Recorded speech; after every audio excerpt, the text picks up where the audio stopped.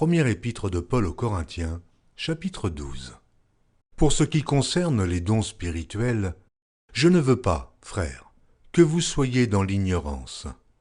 Vous savez que lorsque vous étiez païens, vous vous laissiez entraîner vers les idoles muettes, selon que vous étiez conduits. C'est pourquoi je vous déclare que nul, s'il parle par l'Esprit de Dieu, ne dit « Jésus est anathème », et que nul ne peut dire « Jésus est le Seigneur » si ce n'est par le Saint-Esprit. Il y a diversité de dons, mais le même Esprit. Diversité de ministères, mais le même Seigneur. Diversité d'opérations, mais le même Dieu qui opère tout en tous. Or, à chacun la manifestation de l'Esprit est donnée pour l'utilité commune.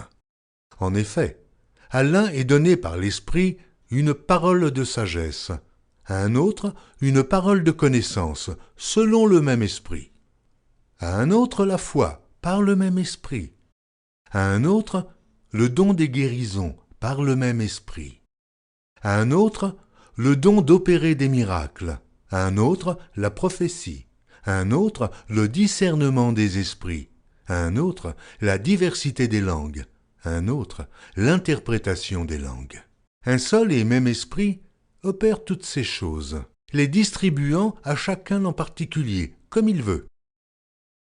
Car, comme le corps est un et a plusieurs membres, et comme tous les membres du corps, malgré leur nombre, ne forment qu'un seul corps, ainsi en est-il de Christ. Nous avons tous, en effet, été baptisés dans un seul esprit, pour former un seul corps, soit juif, soit grec, soit esclave, soit libre, et nous avons tous été abreuvés d'un seul esprit. Ainsi le corps n'est pas un seul membre, mais il est formé de plusieurs membres. Si le pied disait « Parce que je ne suis pas une main, je ne suis pas du corps », ne serait-il pas du corps pour cela? Et si l'oreille disait « Parce que je ne suis pas un œil, je ne suis pas du corps », ne serait-elle pas du corps pour cela? Si tout le corps était œil, où serait l'ouïe? S'il était tout ouïe, où serait l'odorat? Maintenant Dieu a placé chacun des membres dans le corps comme il l'a voulu. Si tous étaient un seul membre, où serait le corps?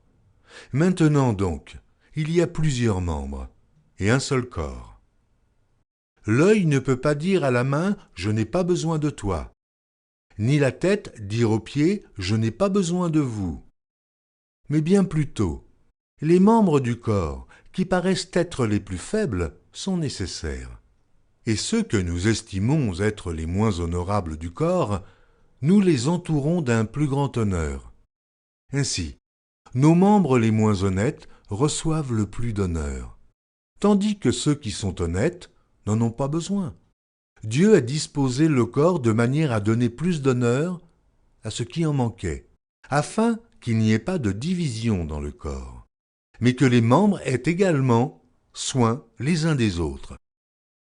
Et si un membre souffre, tous les membres souffrent avec lui. Si un membre est honoré, tous les membres se réjouissent avec lui.